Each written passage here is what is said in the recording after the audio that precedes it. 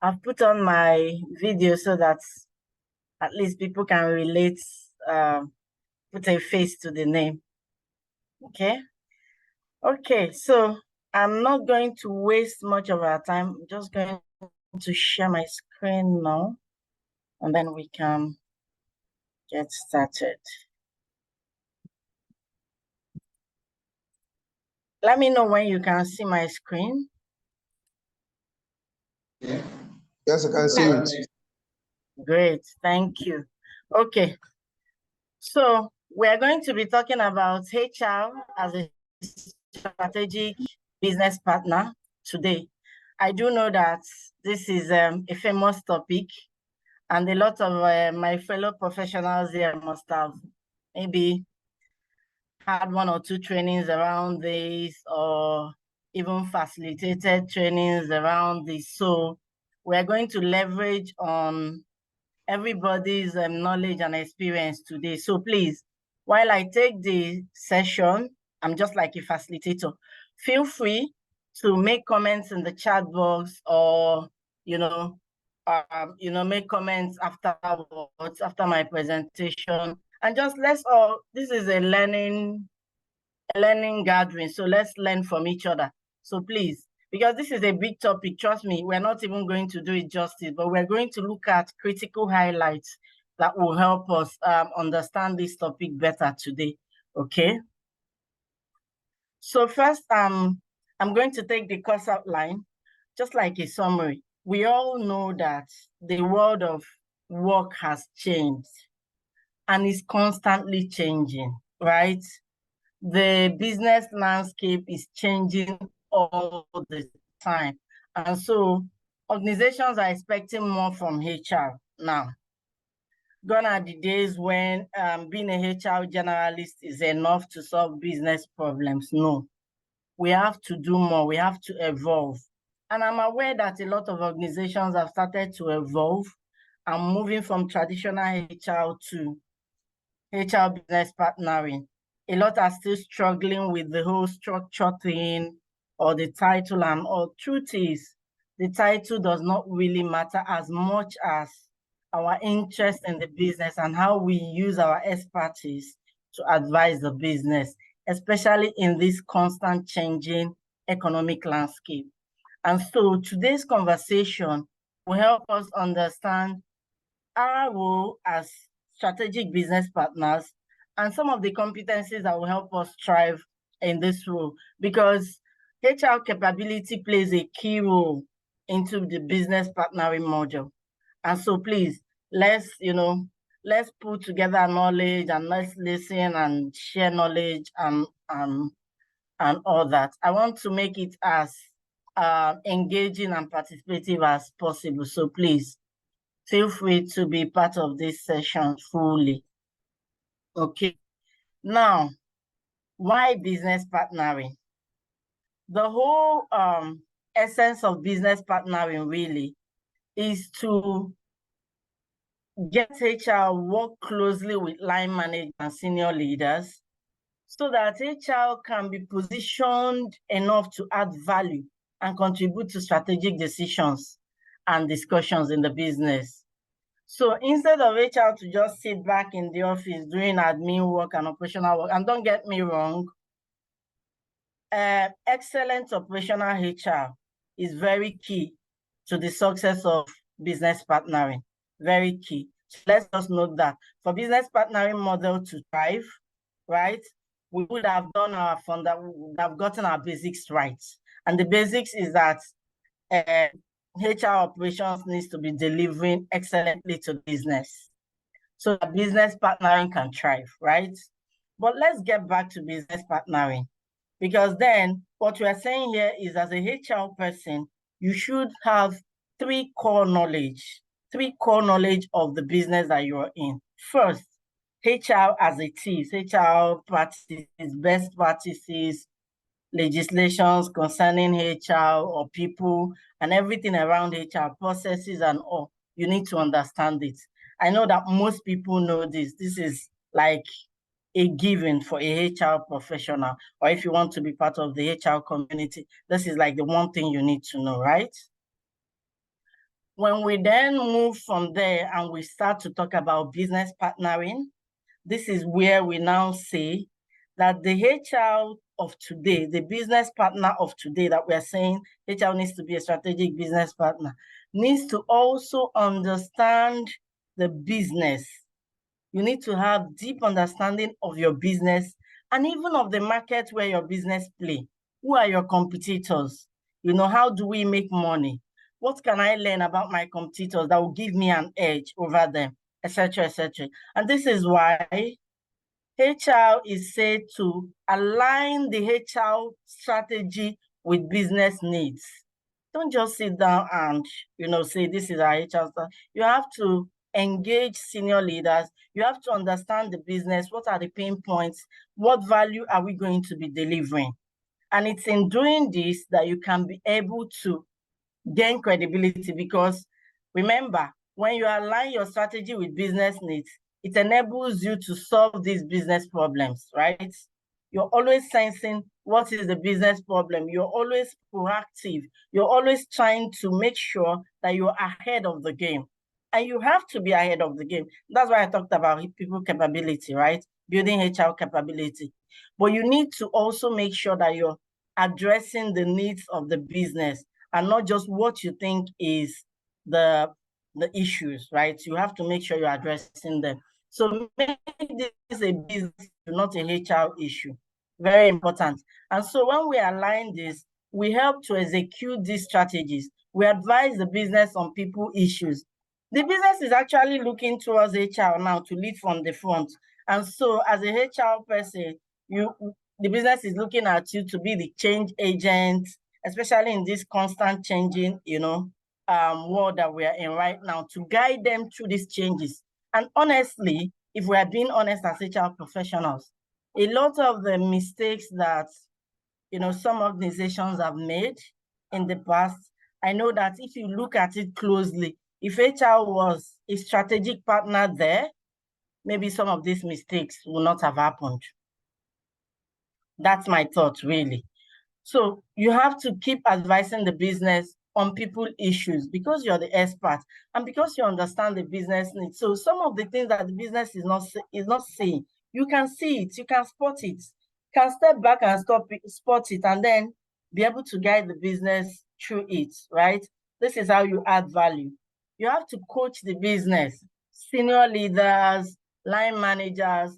I mean, somebody was asking me, I'm a HR business partner. How can I be coaching my director? Auntie, you have to coach your director because everything around people management, you're the expert on it. And so you have to coach your director or whichever function that you're supporting through that process. You have to, so that everything around, even leadership skills, because a lot of the times our leaders are more focused on results, on outcomes, and that is good. And that is also what we're there to help them do. But also, you're also now putting in the people knowledge, the people expertise in it, so that you're looking at everything holistically, right? And then you have to work closely with senior leaders and line managers to build people capability. Very important. We'll talk more around this as we proceed. One thing you need to note, business partnering will not thrive without key relationships with line management and senior leaders. It's training here, okay? So this is very important. Everything we do, we have to work closely with them because they are first of all, line managers are first and foremost HR managers for their people. So you're all supposed to be coaching line managers to understand everything around people management skills. They have to be the first line of defense around that so that things will be moving smoothly in the organization, okay? So when we talk of HR as a strategic business partner, for me, 4 critical things: talent management, right? The correct mix of talents. Do we have the right number of people sitting in the right positions, doing what they should do? at the right time. So when there are discussions around talent needs, you have to be there.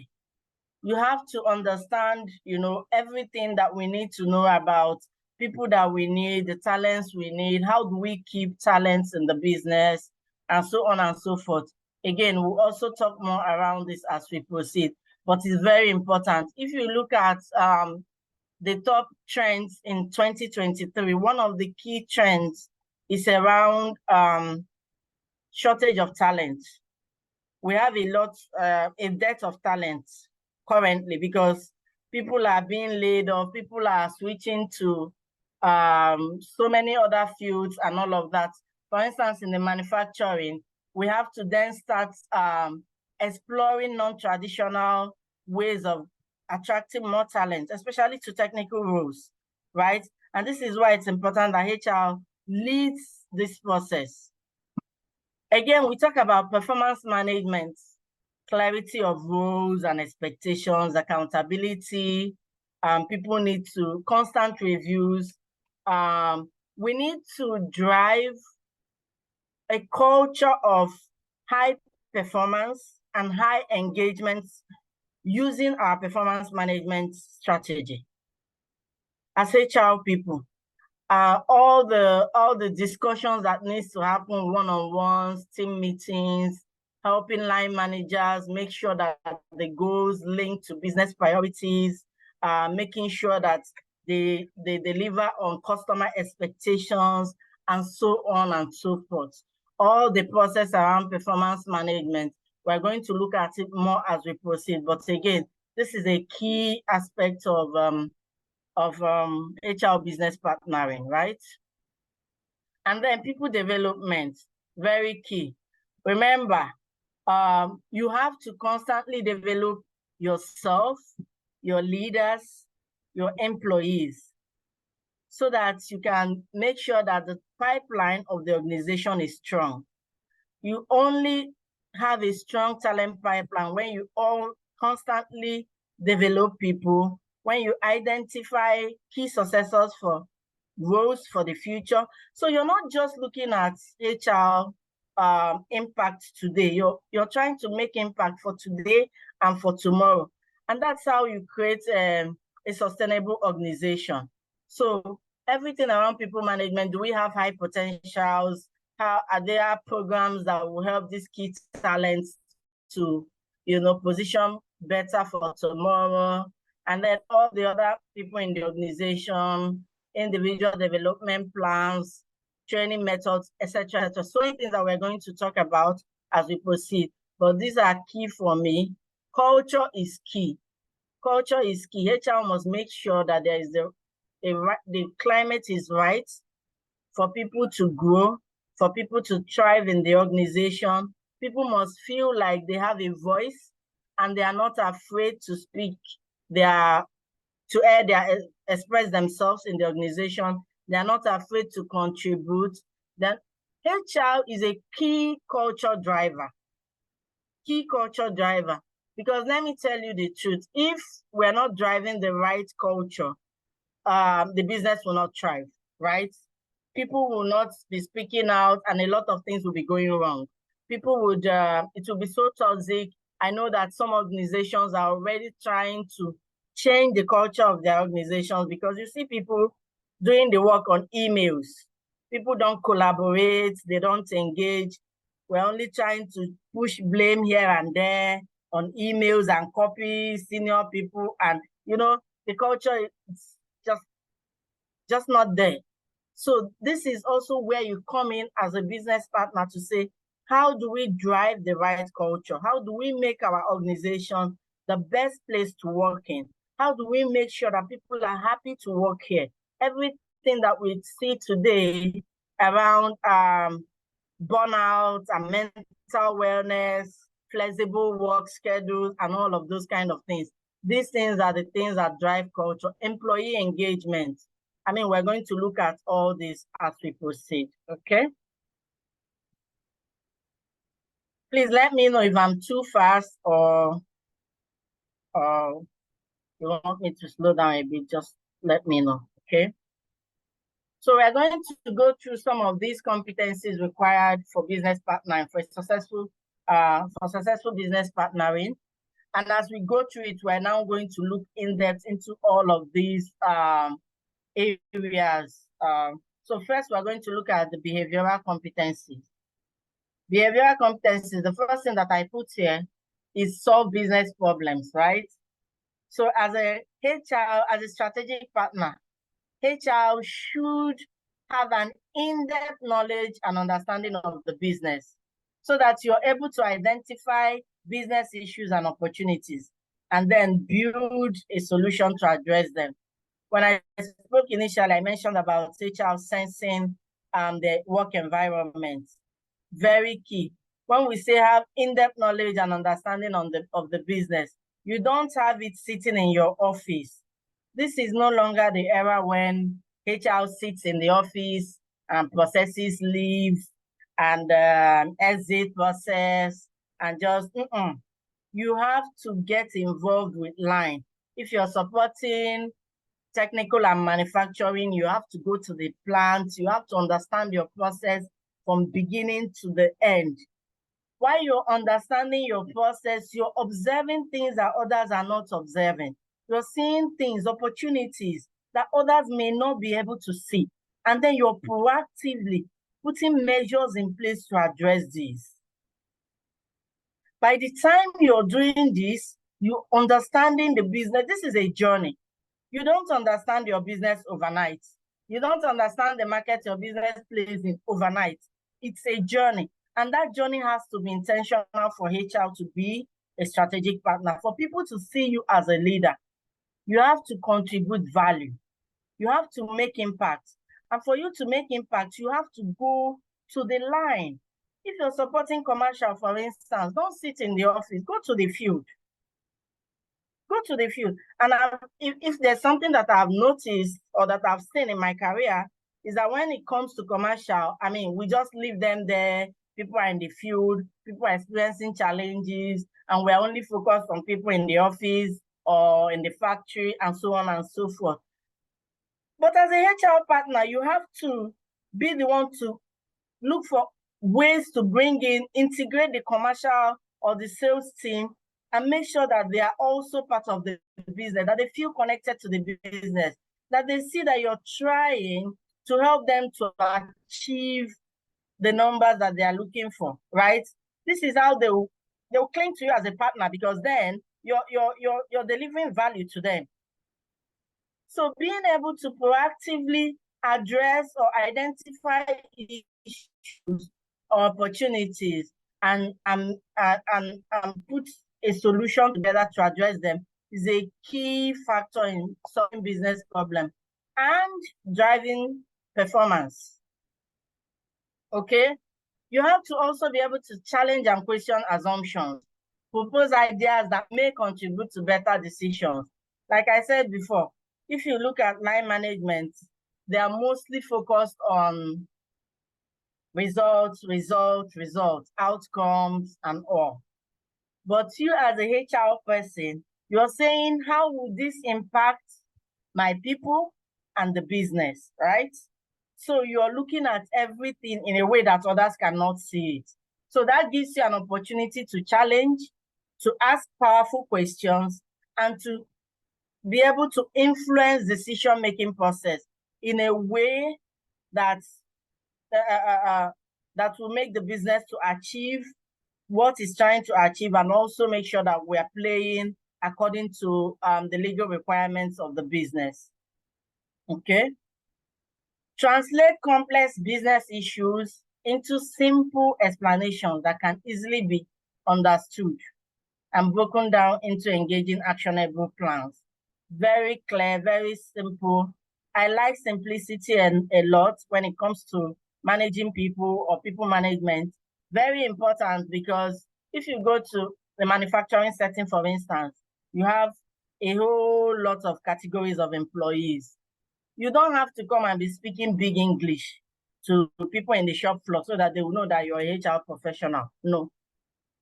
You have to be able to simplify or break down explanations into simple terms that people will understand, people will relate to, people can resonate with what you're saying. It makes sense to them, and they will be able to also even key into it.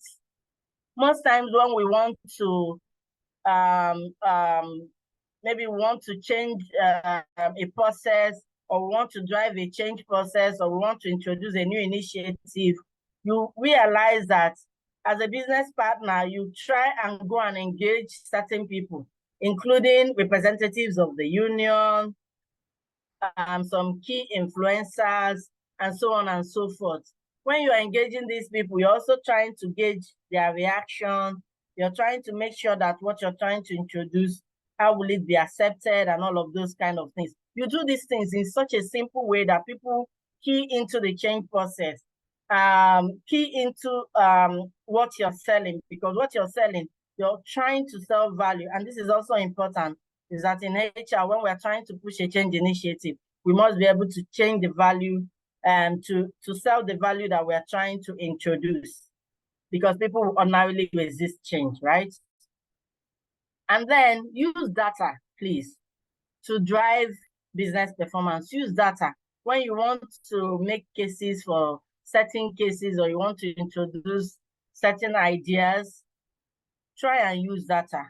I don't know an example to give, but I remember that at a certain point in our organization, we didn't have something as simple as a canteen, right? A canteen.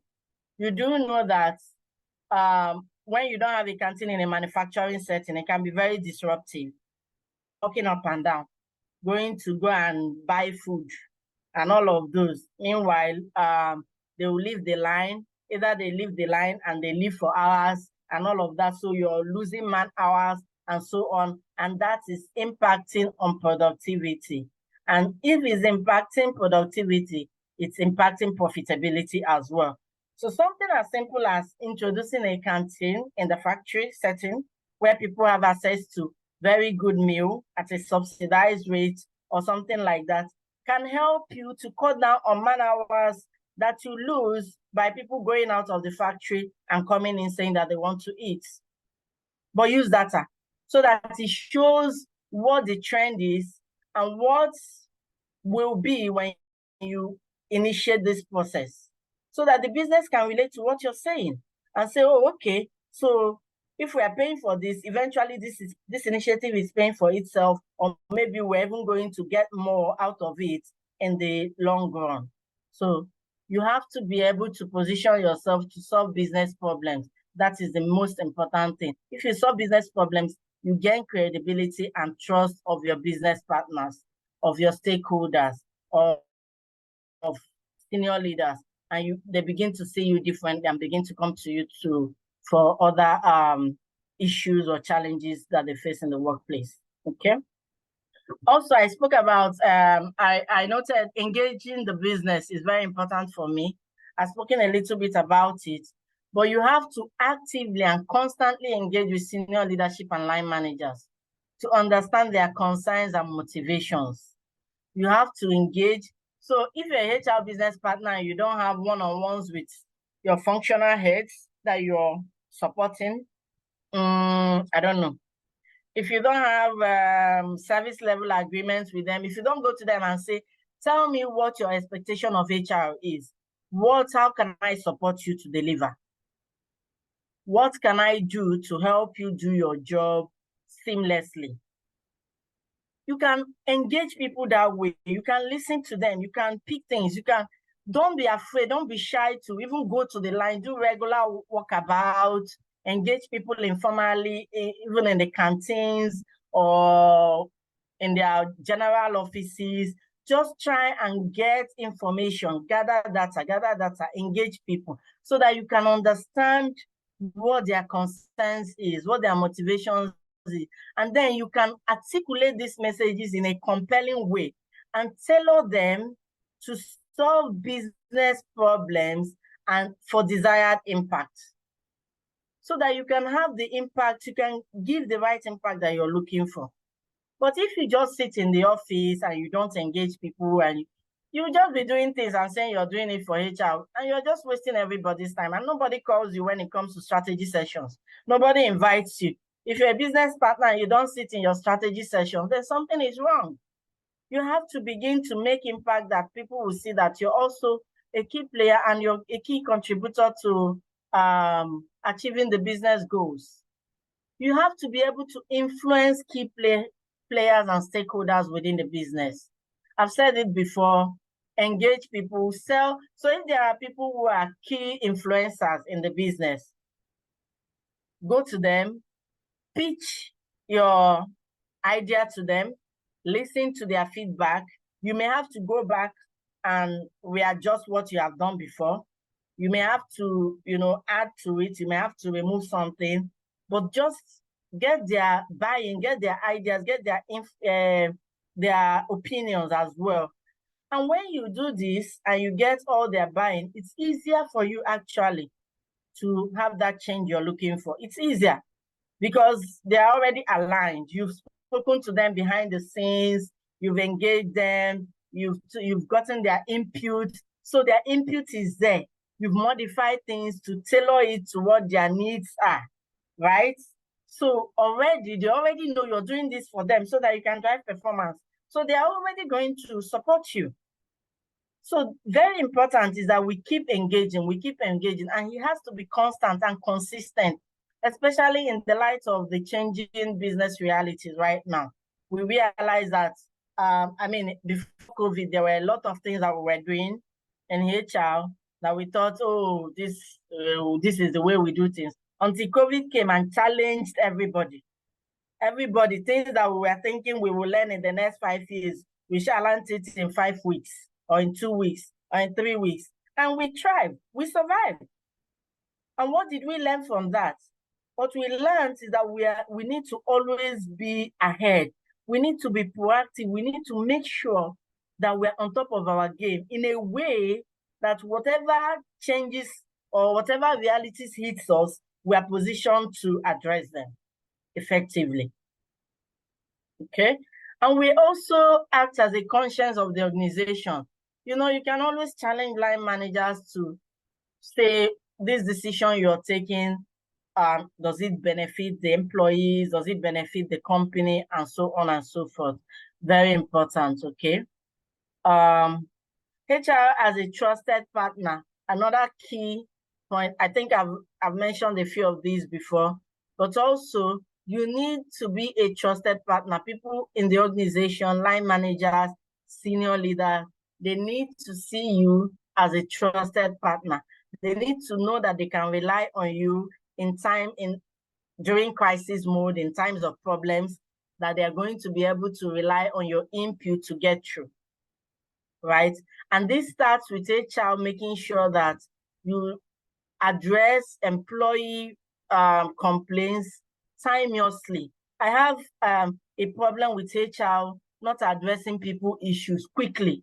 I don't know why we delay people issues. By the way, remember I spoke about operational HR being excellently delivered.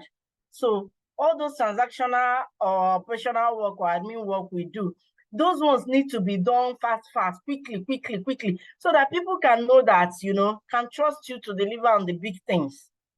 So if something small as admin things, you're holding on to it, an employee will now be chasing you. I don't know why we do this, but we have to stop it. It's not a good practice, right? We have to stop it. We have to keep up with the changes in the organization. We have to make build a perception around us that tells the employees or the business that we are ready to help them to drive performance, to solve problems, to partner with them to get the business to where it needs to go. And so constantly participate in the decision-making process, profile solutions, using your HR expertise, deliver excellent results. You have to deliver excellent results so that the business have trust in you. Business can rely on you. Business will know that, if we call Chinelo tomorrow, she's going to help us guide us through this crisis. You have to demonstrate empathy for employees and the business, right? I know that so many times we are always on the fast mode to get things done, which is good. But remember that employees are looking up to us, right? And so if the employee feels like, we are just there to chase our KPIs and all. If the employee is sick, you don't know. If the employee lost his father or mother, you don't care.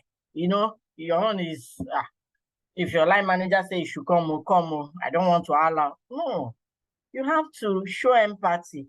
How if somebody needs to take an urgent break because there's a personal matter to address, how do you step in? What suggestions would you give to line to be able to, bridge the gap for that person to go and come back?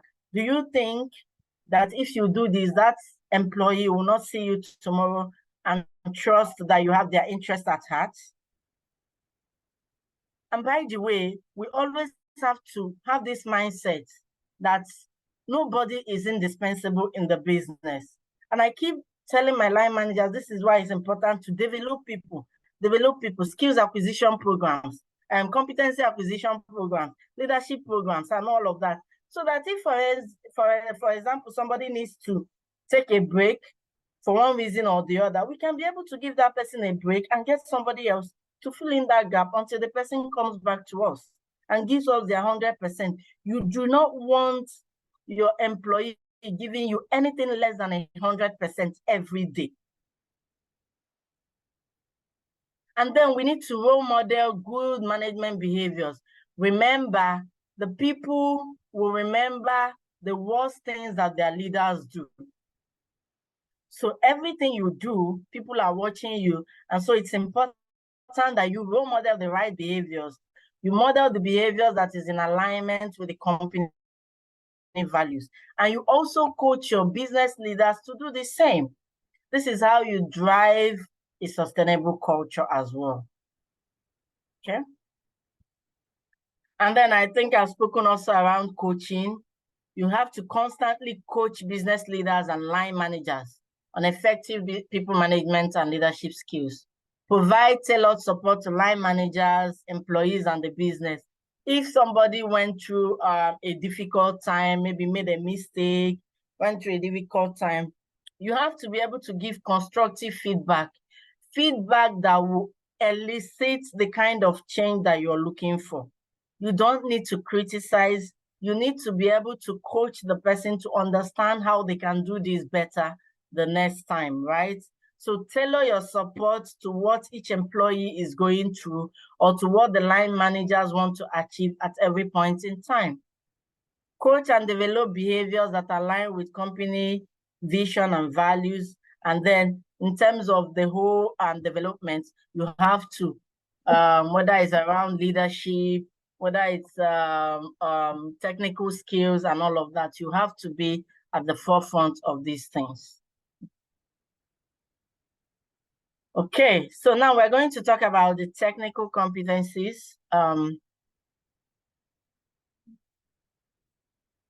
We just talked about, listen, some of these behavioral competencies that I mentioned, some of them are not exhaustive, right? So I just picked a few. Please feel free to read far and wide, research more after this session, gain more knowledge. We have to constantly, develop ourselves in these areas. Again, with technical competencies as well, this is not exhaustive. So many other technical competencies that I didn't put here. I was really tailoring this to match the time that we have, the limited time that we have, so that we can get what are the critical things that we need to get today. Okay. Commercial acumen, that's my number one. And I know that we've spoken about knowledge of HR, knowledge of the business, and knowledge of the market, right? So when I talk about commercial acumen, I'm still talking about knowledge of the business and of your market dynamics, right? Because if HR have detailed understanding of the market they play in or their industry or who their competitors are and all of that, It will help you to also know where your talent is going to. When people start to leave your business, sometimes we don't even bother. Have you checked where are they going to? What is my competitor doing well that I'm not doing? How can I retain my best talent that they see my organization as the best place to work, right? How can I start to speak commercial language? So when we talk about everything, how can I be cost conscious? How do I make sure that everything I'm doing or everything I'm suggesting is impacting profitability of the business? How do I make sure that everything we're doing, we're making sure that we're getting value for money we're spending?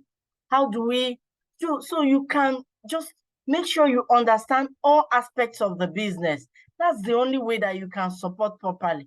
That's the only way that you understand what's going on. You know, if you're supporting commercial, for instance, you can suggest like co-location for your sales team because it helps with integration and it actually reduces costs. Those kind of things, just you constantly thinking about how can you position better to make sure that you have a competitive advantage. Okay.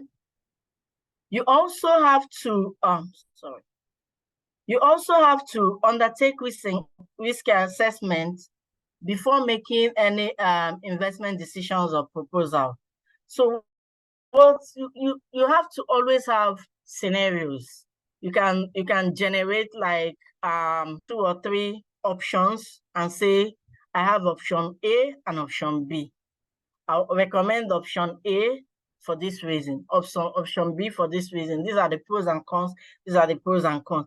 And then get feedback and be able to make sure that, you know, you're getting the option that you're choosing is the best viable option for your business. You have to always be aware. You have to always be commercially aware of what you would do and how you would do it for the interest of the business. Okay. Culture driver, we spoke about culture driver as a strategic partner. You have to drive a culture that aligns with business visions and values. And please, when you're driving this culture, no favoritism or bias. If you want your business to respect and trust the HR function in your location, you have to make sure that the perception of the HR team is right and that they will see HR team as being one who is always fair and consistently applies the policies across levels, across categories of the organizations without bias and so on and so forth. Very important. And then to drive this culture, employee engagement is important. Most companies do pulse surveys or engagement surveys and so on and so forth. It's important to hear what the employees feel about the organization. If possible, please make these surveys anonymous so people can really be honest with you around all the different aspects of the business. People can give you suggestions and opinions. We have brilliant people at every level of the organization. The problem is we're not enabling people to speak. We're not creating a culture that allows people to express themselves. We're not creating a culture where people feel free to make mistakes and learn from it. Our own is they make mistake, finish. So how is that a learning organization? We have to drive a culture that allows people to grow in the organization. We have to also even start from the hiring process. We have to hire culture fits for the organization. We have to make sure that people we are bringing in from the beginning are people who align with our culture. It doesn't mean that the other people are bad. No, it's just that you're looking for certain attributes, certain qualities that align with your business values. And so from recruitment, you have to be intentional as a HR person in terms of how we hire the right fit into the organization. Encourage communication. I've talked about that. Most line managers, some line managers, they just become managers. We just promote certain people and we don't train them. we don't enable them with the right leadership skills. And so sometimes when they are behaving or they are leading their teams, their behaviors may be impeding on productivity without them knowing it. So they could be projecting their blind spots onto the people without even knowing it. And this is making people not talk during team meetings or not contribute anything. That one is no problem now. Shebi, our manager have told us, let us do, because if you don't do it, the manager will be angry. You see, somebody may have a better way of doing that, but will be afraid to express it because the line manager may not like it. And even you as a HR person, you may be driving change and people will be resisting it. You don't know why they are resisting it is because maybe their line manager will not like that change you want to bring. So let them kukuma resist it from the beginning. So how do you encourage communication and make sure that you're getting all the feelers from all aspects of the business? And then drive recognition, celebrate small wins. The economy is tough already, right? So when you come to the work environment, you want to make it easy for people. You want to recognize even the smallest victories. It's not only to give constructive feedback, to tell somebody what they didn't do right. What about the one they did right? You have to also let your line managers know this, because this is also how you enable high performance. So I've talked about the culture of engagement as well. You have to find engaging activities, find ways for people to collaborate. Most offices are now doing open offices. The reason why people do open offices is to encourage collaboration as well. Those kind of things. Let's find ways to also make sure that we're driving the right culture for the organization. Okay. Talent management, very key. Talent is so key to the survival of every business because people are our enduring advantage. People are the advantage of every organization. And so whether you're expanding, whether you're trying to win in the marketplace, you have to have the right talent, right? So you have to constantly collaborate with senior leaders, determine the talent that is required, and then have a strong talent management strategy that delivers the right talent and retains those talents in the organization. You have to be able to find people who are potentials in the business, find people who can move the business to the next level. But please make sure that when you're doing this, you're not neglecting the other 80% or 90% of the workforce as well. Training, look for ways to develop people, career discussions, career paths, individual development plans, find ways, better ways of learning, encourage virtual learning now is a thing actually in the business world, right? So we don't have to spend so much money to actually gain business knowledge or get knowledge of certain skills right now. Look, you have to be at the forefront, but make sure you're collaborating with your partners on the talent needs of the business unit you're supporting or the business in general. Okay, so part of talent management, see, that's how important talent management is. Ensure succession of critical positions is marked by appropriate developmental plans and solutions. So I spoke about IDP before. So if you've already identified your critical positions and you've identified some talents internally, who could be successors for those roles, and intentionally start to make sure that the developmental plan is geared towards making sure they are positioned for those roles in future. Remember, when you train people, you train them for their current job. When you're talking of development, you're developing them for future roles, okay? Ensure that you engage your leaders. I've spoken about that. Another thing I think I want to mention here is you need to stay ahead of key talent market changes, right? Understand what is happening in the market around talent. Initially, when I was talking, I spoke about, exploring non-traditional approach to attracting more talent, attracting key talent. The degree certificates may not be enough anymore to attract the right talent into the organization. So you may have to look for other ways, especially for technical roles, that you can get talent into the business. So you expand the scope of your pipeline, right? Okay, we talk about performance management. I spoke about it. You have to use your performance management as a driver for sustained culture.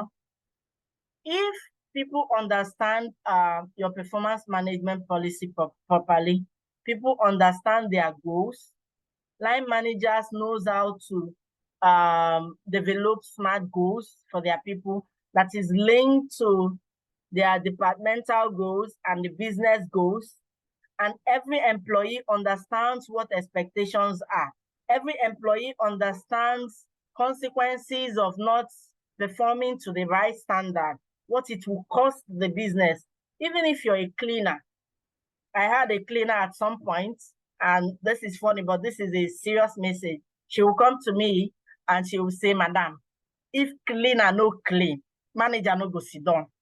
You know, she will say this and we would laugh, And she will keep saying it. If clean and no clean, manager no go sit down. Very powerful message. Very powerful message.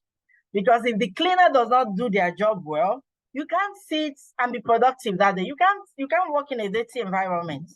You can't. It will affect your entire psyche and you will not deliver. Powerful message.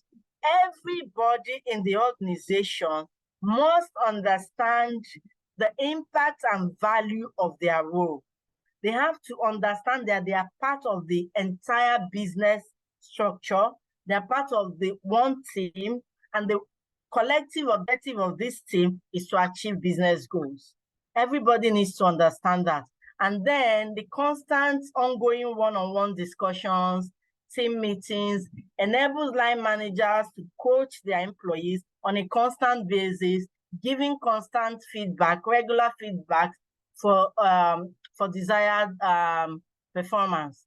Very important, okay? And so we also have to coach our line managers on our performance management processes and how to deal with performance issues. Outcome from performance management is important that it links to either reward. People would see that if you perform well, you will be rewarded. So that people are encouraged to do well. Motivation, recognition for performance, and then learning and development gaps that we've identified from performance management or career discussions, and so on and so forth, needs to feed into our training plan so that people are developing, are growing, and are driving sustainable business performance. Learning and development, again, our L&D strategy needs to reflect business priorities. A lot of people like to do nice to have trainings. We just put very beautiful trainings, put trainings everywhere. You need to make sure that the trainings or the suggestions from line managers on trainings and all, that they are directly coming from what the business needs.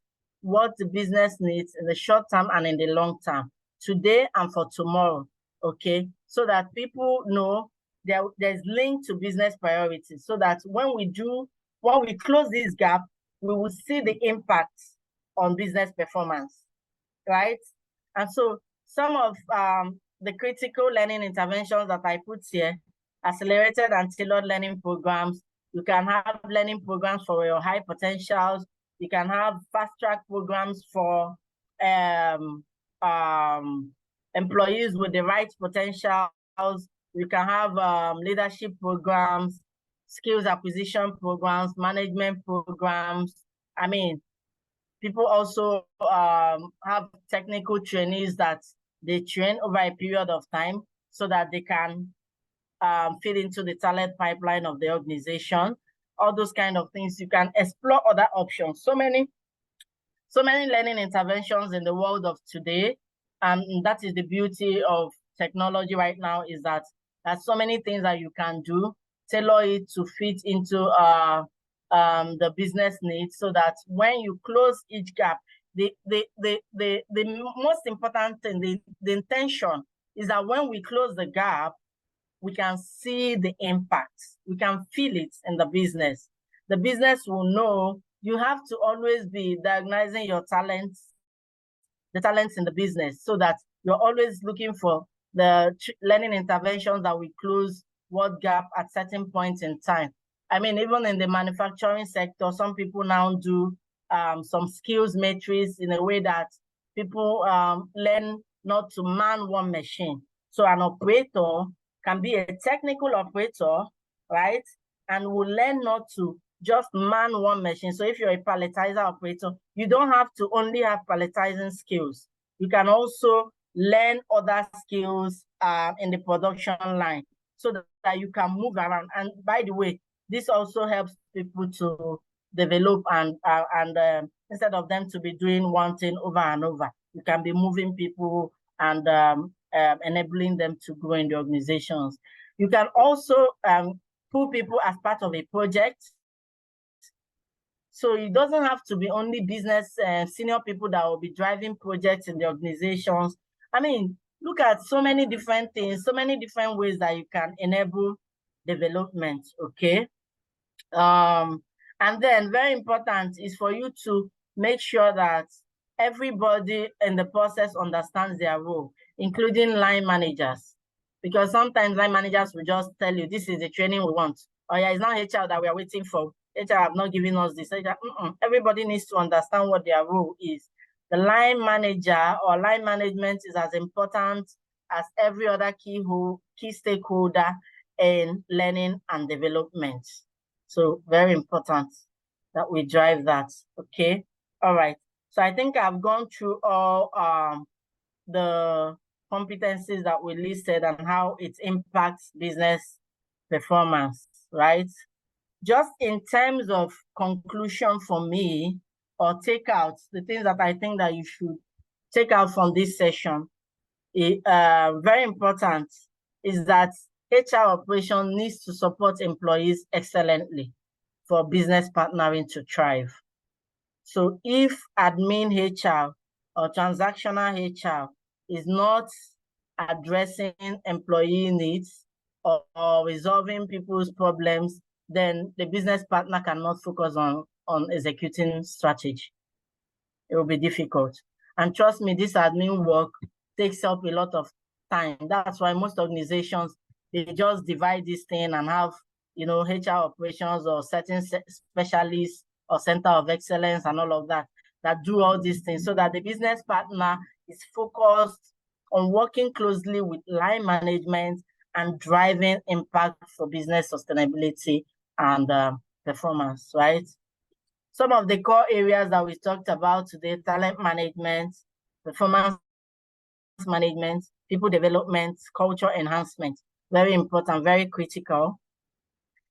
Business partnering will not succeed. HR business partnering, it cannot succeed without collaboration with senior leaders, line managers, other HR specialists. In fact, all the other key stakeholders, because sometimes we have labor employees that are part of our workforce, but maybe we've outsourced them to third-party contractors. But if we are not even collaborating also with these people to make sure that they are aligned to the business strategy as well, then it will not work. It will not work. HR also needs to be part of strategy sessions and decision-making processes. I've said it. The insights that you bring into this discussion, other people may not even see it. But because you're well-rounded, you have all the knowledge, you understand how it impacts people, you understand in the legal space how it works, and then you understand the business, you understand the market landscape and all of those. You're very key, very, very vital to that discussion. And then there is need for HR to build the capability of the HR team. All these things we are saying cannot happen if HR does not have the right capability to drive them. And most times, and I've seen this a lot in my career, is that we focus on developing other people, developing other people, developing other people, but we don't develop ourselves. We don't develop ourselves. We are just fire brigade. I mean, the world of today, you can't just dabble into knowledge. You can't just that. You have to. We have to make sure that we are building capability that will be able to withstand today's HR work, today's HR impact in the organizations. Is very, very important. And then understanding HR, the business, and the market are key success factors in business partnering. Okay, I'm going to stop here for questions. And while we ask questions, I'm just going to leave this slide for people to be reflecting on it. Because as a HR person, you can be asking yourself some of these questions to even know if you have any idea of what is going on. But yes, this is question time. Thank you. Wow. Thank you so much, Mrs. Chinelo, for that wonderful presentation. Thank you so much, ma'am. So we'll be going on a quick commercial break. After that, we come back for the question and answer section.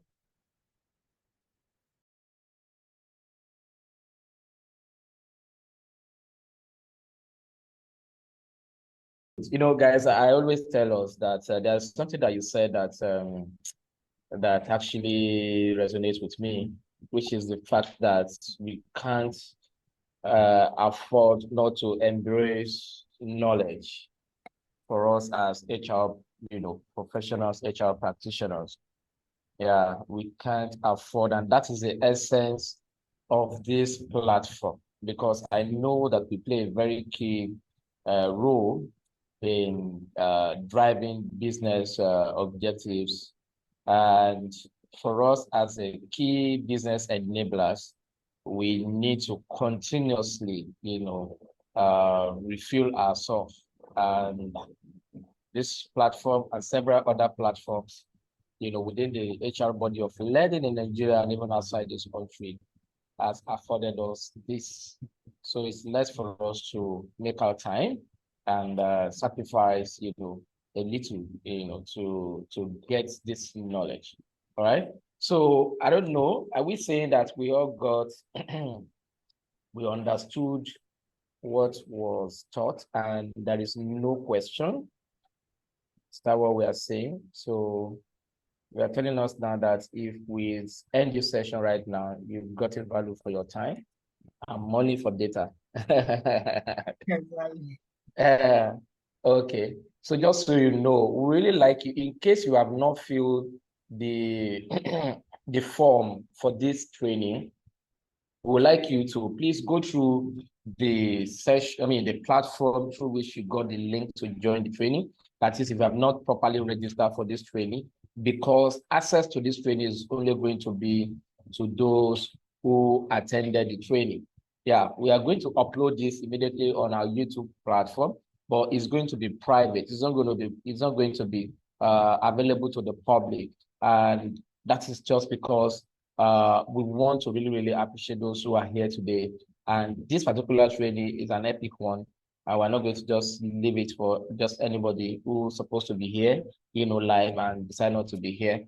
But we understand for some people who are willing to be here for some reasons, we want such people to come back to also say, oh, give me access to this, and we give them the condition for getting that access. And again, please subscribe to our YouTube channel that will enable you to actually gain access. How do you want to get access without, subscribing to our channel, right? So this we need you to do quickly. The link has been shown, has been posted rather. I think Ayomide can actually do that again. I see somebody hands up. Okay, yeah, that's Joel, AW Joel. Yeah, you can go ahead and ask your question. Thank you. Okay, hi, good evening, everyone. Good evening. To our facilitator, indeed, this was mini MBA indeed. I don't know if it's just me, but I can hardly hear you, Joel. Hello, can anyone hear me now? Yes, better. Okay, all right, that's beautiful. So I must confess, number one, indeed, this is a mini MBA. I will endorse that from my end. Okay. So that was a very beautiful one, man. God bless you. God bless you. God bless you. All right. Now, as we have said earlier, you have done justice to the question on board. So this is my question. We understood that HRBP is strategic in both managing the business and also managing the employees. So I will see it as a mother of the business. You know, in the family, the mother both understand the husband and also understand the children, right? So coming down to the business as well, the HRBP is strategically positioned to understand the business needs as well as the employee needs. Now, this is my question. As a HRBP, when you understand that the business is not meeting up to the employee needs, so that means it's one-sided. And as a business, it has to be balanced, all right? Both the business needs should not supersede the people need, and the people need as well should not supersede that of the business need, or else the business will collapse. So in a situation whereby you see that the business is more pampered than the people need, in that kind of scenario, what will you do? Like, how will you approach the management? How will you be able to strike that balance to the effect that both the people need and that of the business needs? It's on a parallel. I don't know if you understand my question, Ma. Thank you.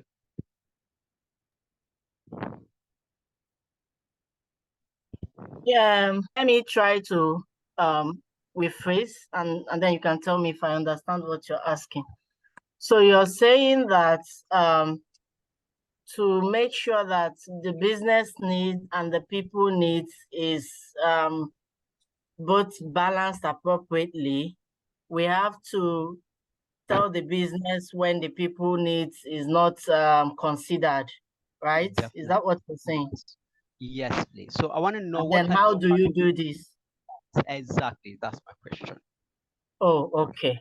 Okay, so this is a common thing or a common question that I receive all the time when we talk about business partnering. And this is what I'm going to say to you, right? I know that, of course, remember, there's always this thing about perception in the workplace, right? And most times, HR people tend to just go with perception, and perception is okay. But we need you to be using data to influence your stakeholders and your key stakeholders, including the business leaders, right? So I usually would say, let me understand specifically what it is that is the people needs that we're not paying attention to as a business, and what you feel the business can do to address these issues that have not been done, especially if it is within the capability of the business at the moment. I'll give you an example, right? Most times you see people complaining, oh, salary is too small. I mean, I think every organization, people complain that salary is small. Salary is small. There's no way that salary is enough. Let me just tell you right now. So, and when people say this, quite frankly, you may see that there is sense in what they say. Sometimes there may not be. However, what I'm saying to you as a business partner is to first of all gauge where the business is in terms of profitability, right? Is your business making money at the moment? If they are not making money, why are they not making money? And what can I do to impact profitability positively? Because if the business is making money, and even if the business is making money, how can I then engage with senior leaders and discuss options of how we may be able to address salary inequity, for instance? Because to address salary inequity, for instance, is such a huge project that if you say if there is inequity in the system already and it affects a lot of employees, if you say you want to address all of them at the same time, it may pull down the capability of the business in terms of the paying power and all, right? So you have to consider that. And then, do we use a phased approach? Do we use a, stage by stage? Do we do it based on performance and then the others? And, you have to stimulate different solution scenarios. Okay, But you have are to you be able to comfortable if think, I come up with life scenario of what happens? Are you comfortable with that? Maybe eh? that will help me a lot. Are you Eh? okay if I give you example or a practical example of what happened? Maybe you will be able to help me a lot. Are you okay with that? Okay, yes, sure. Okay, let's say for instance, right? When it comes to transportation business, let's say, for example, you are within the manufacturing space and there was a lot of issues when it comes to attendance and punctuality. And the manager come up, okay, to address this issue, let's implement biometrics attendance. And the payroll is synced down.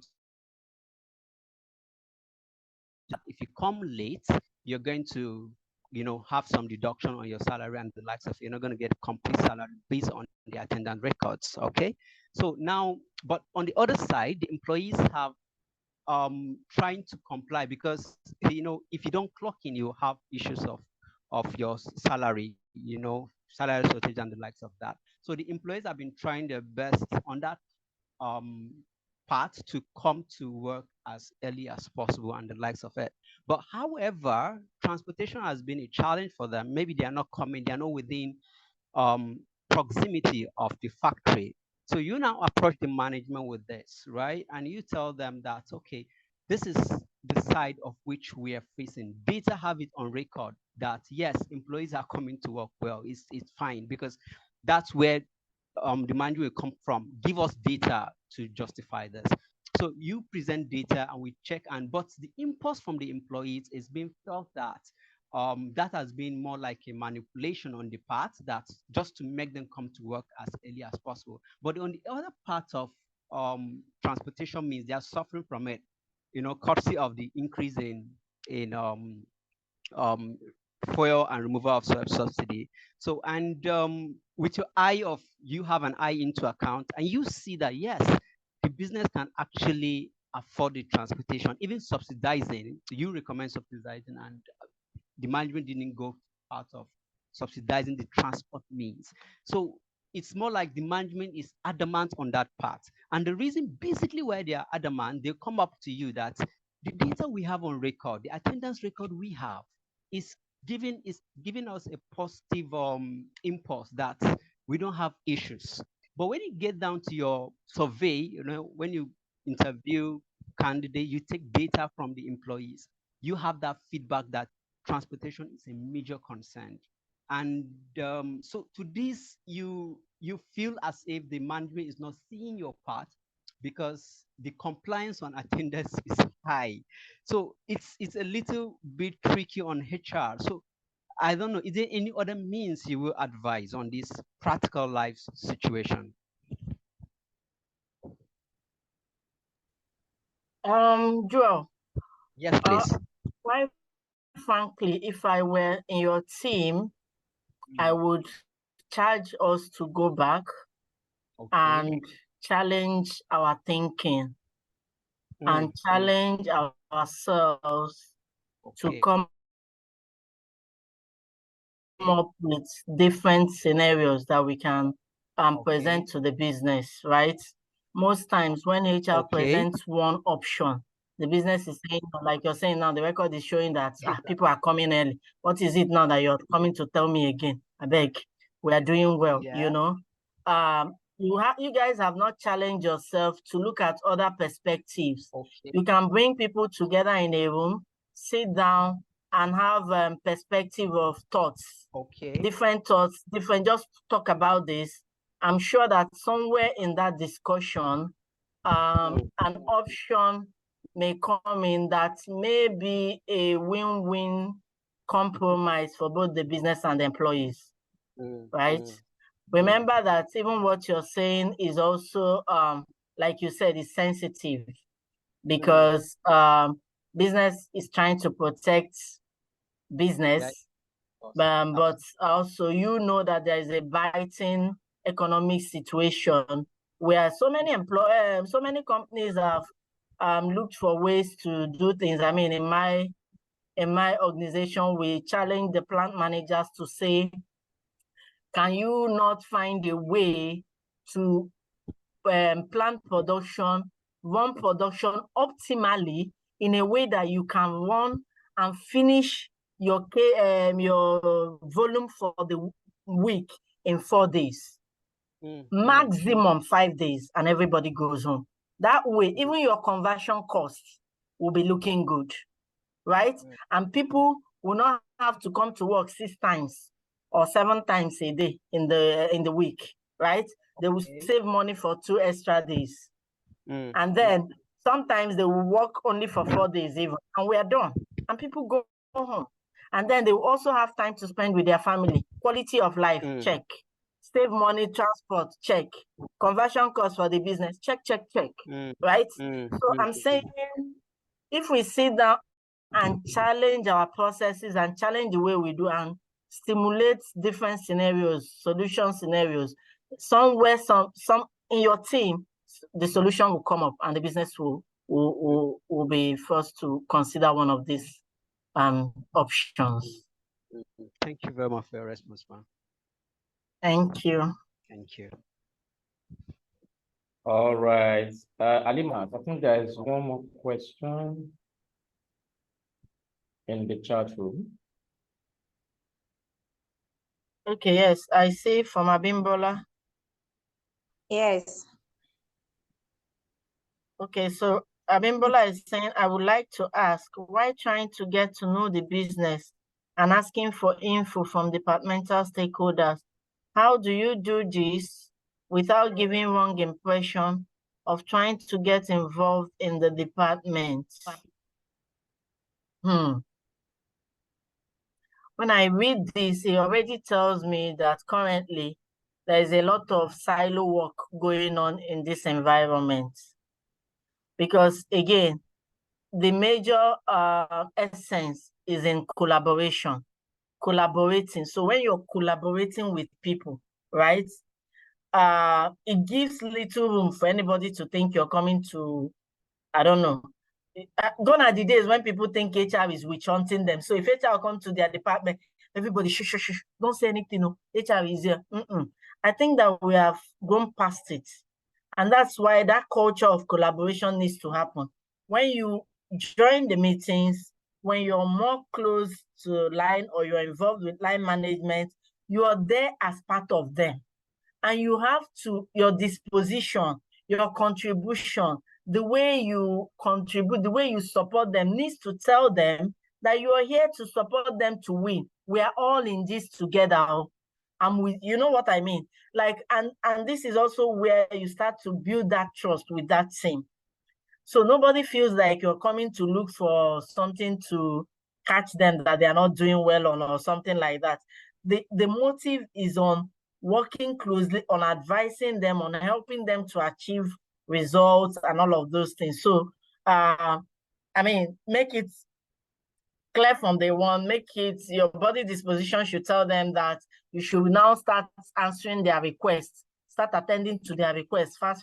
If they tell you they need something, try and make sure that you do it so that they will see that true, she's with us. So, you know, that sort of a thing. I feel that, I mean, by the time you keep doing this and they really see that, you know, you're there to support them, to guide them through the process, and you're there to help them to achieve results.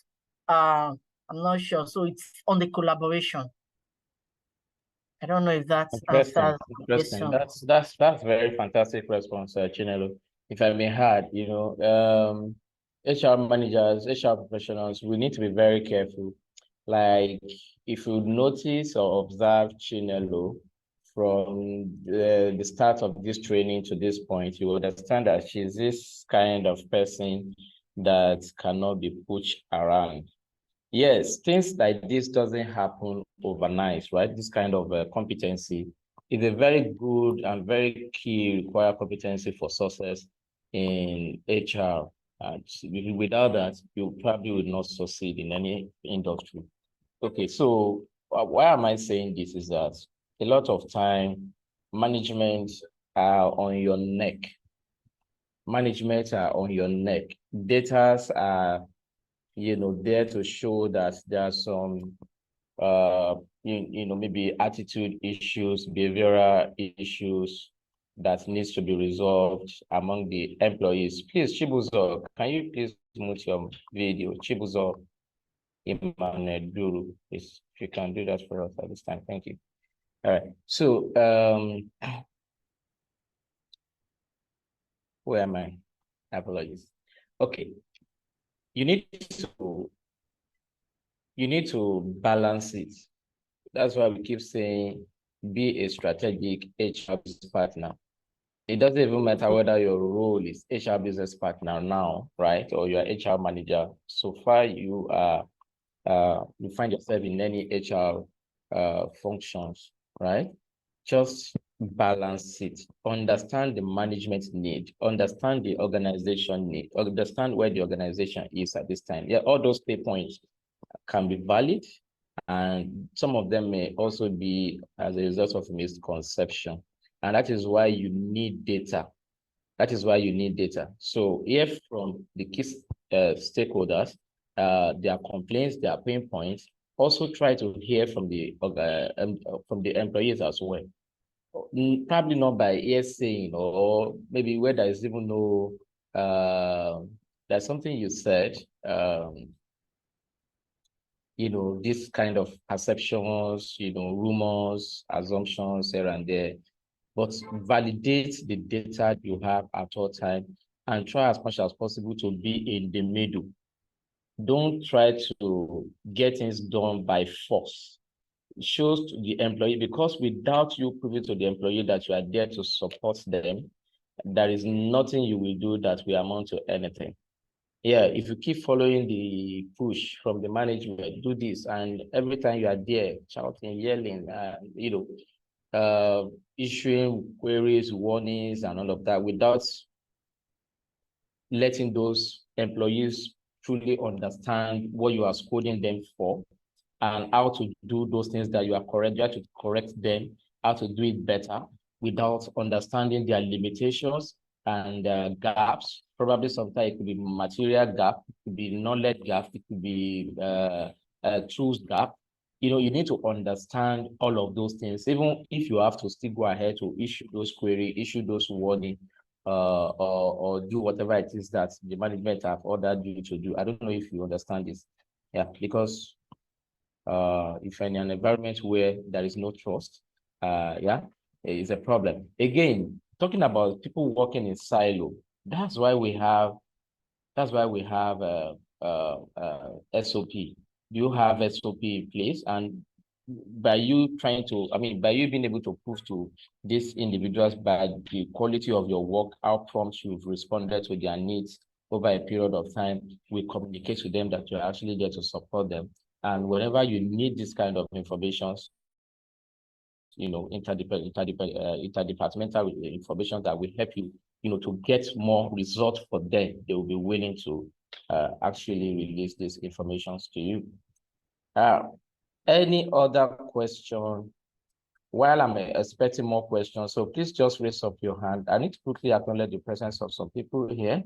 Once again, I want to acknowledge the presence of our guest speaker today, Chinelo Obiayen. Thank you for the wonderful job. And A.W. Joel, thank you for joining. 1728. Thank you, Temitope, for having me. Thank you. Please don't go yet, please. Yeah, we still need you for a few minutes. Abi Adeniji, thank you for joining. Abim Bola Oladipo, thank you for joining. Thank you for your participation. We truly appreciate it. Akimboboye Oluseyi, thank you for joining. Alexander, thank you for joining. And who else do we have there?